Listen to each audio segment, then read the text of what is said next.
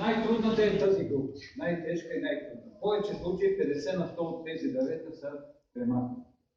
Когато говорим за премахване, значи не е достатъчно само да го отрежем до земята. Трябва да извадим и дънера.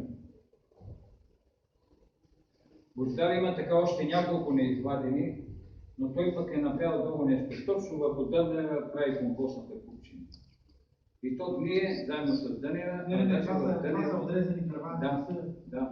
В дънера има един много красив въмбър, който е записан в червената книга.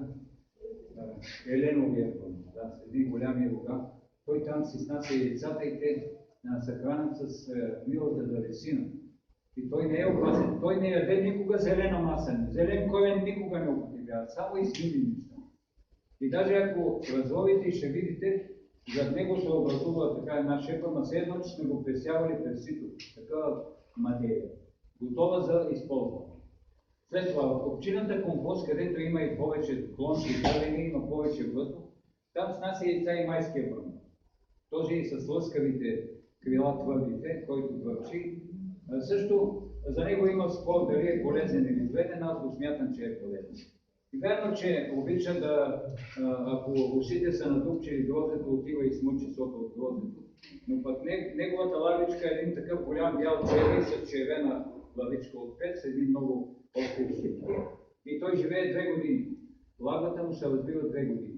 В компостната купчина е изключително полезен, както дъждовният черви.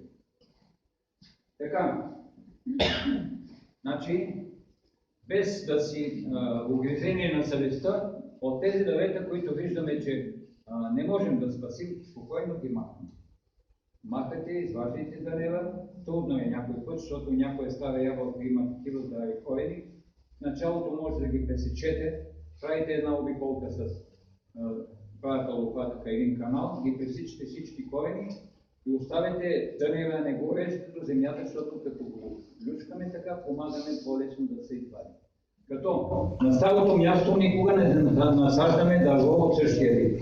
Ако е било ябълка, може да насадим слива с много силно подобрение на почвата, на гнездото, но най-хубаво е да се измести поне метър и половина. Така една овощна градина на един добър стопанин непрекъснато след годините върви това вляво, това вдясно редовете на дървета. Това вляво, това вдясно. И винаги дървото намира, защото най-малко 5 метра диаметър едно старо дърво е смукало много вещества, ако не сме и подавали от време на време това. Така, ето, като ви говоря, ви се вижда и на мен ми се вижда много лесно. На практика не е толкова лесно, но е постижимо от всеки един жив човек. Само да има желание. Така.